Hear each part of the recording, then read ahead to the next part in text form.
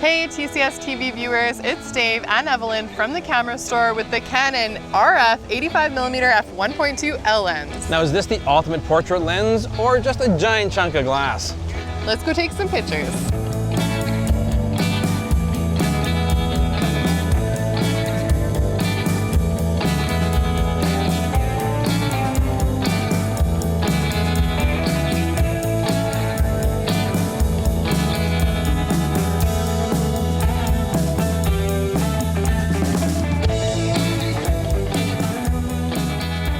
Wow, Dave, that's a mighty big lens you have there. It's all the lens hood.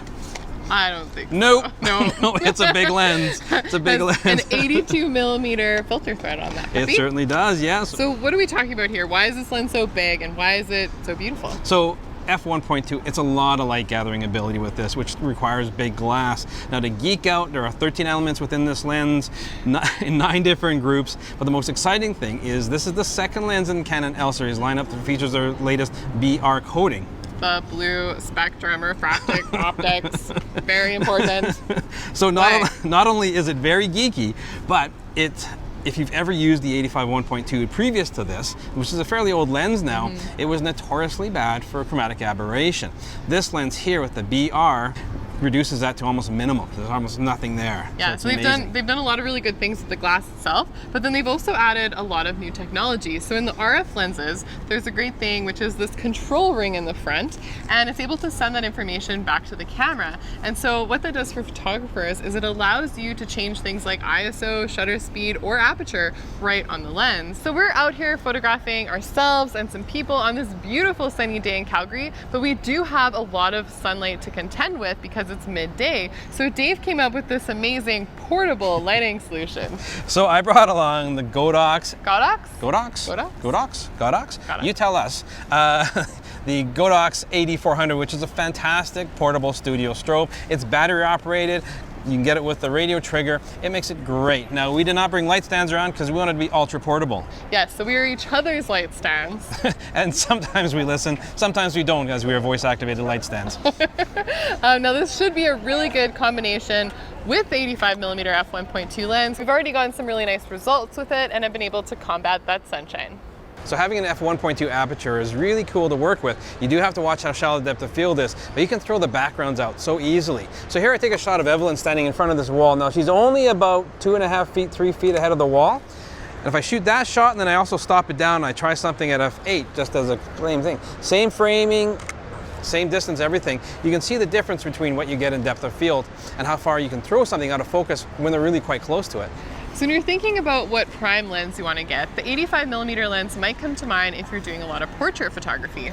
Now, if you're doing a head and shoulder portrait of somebody, this creates a really nice working distance. Now, with this particular lens at f1.2, the depth of field is very, very shallow, so even some minor head adjustments are really needed to be communicated clearly. If I'm a mile away from somebody and I'm screaming at them, it's not going to be very effective. So this creates a really nice distance that I'm working with, but also a great compression, and it really flatters facial features.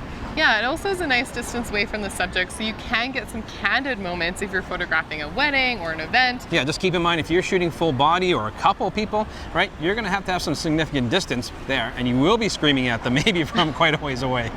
Yeah, and of course for indoor photography, that can be a little bit of a problem with this focal length. So overall, I mean, the 85mm lens is a really nice piece of glass to shoot with, especially for portraits, because they just make everyone look so good. Yeah, now this lens is big, it is heavy, it is expensive, but it is unbelievably good. And the other thing that we should note is that this lens is not image stabilized. No, but you do have f1.2, which is a blessing and a curse. Now, don't fall into the 1.2 trap all the time. Yes, you can shoot at 1.2 and we spend the money to shoot at 1.2, but you're gonna find that it's incredibly tricky to shoot with. If you're close to the minimum focusing distance at 1.2, that depth of field is so razor thin that it's really gonna mess up more shots than it's gonna hit. You almost have to approach shooting 1.2 aperture at that focal range scientifically. Yes, and we're talking about millimeters here. So if your subject just turns their head slightly, that could be the difference between both eyes being in focus and one being completely out. Yeah, and we're finding it's eyelash or eyeball sometimes. So this is crucial. So I encourage people, if you're going to shoot this at 1.2, take your time a little bit. If you're shooting people, stop it down. Go to f2. You're still going to get this amazingly creamy background, but you're going to have more usable shots. Yeah, now physically I do find this lens does feel like quite the beast, and you physically feel a lot of the glass moving around when it's autofocusing.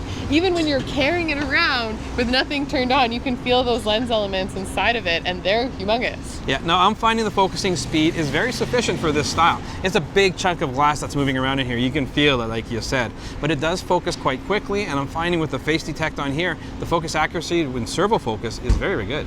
Yeah, and Canon built this lens pretty ruggedly as well. It is weather sealed, it is dust resistant, and so you are able to bring it out in a variety of conditions. You know, I think Canon has kind of outdone themselves in creating these RF lenses that are really future-proof. They're working with optics that can out-resolve the sensors that they're currently putting them on. I agree. I mean, it's a very compelling reason to buy a lens like this, knowing that resolution is only going to go up and up and up, and these lenses are going to be able to stay with it. I think there's been a lot of really great lenses that have been announced this year, and the 85 F1.2 L lens is one of my favorites so far. The images are spectacular out of this. I can't get enough of this lens, and it's a joy to use. Yeah, so do you guys like the 85mm focal length? What do you think of the F1.2 Canon lens in the RF series? Let us know what you think by commenting below. Make sure you follow us on Instagram. And if you're new to our channel, please subscribe and hit that notification bell so we can catch you again really soon.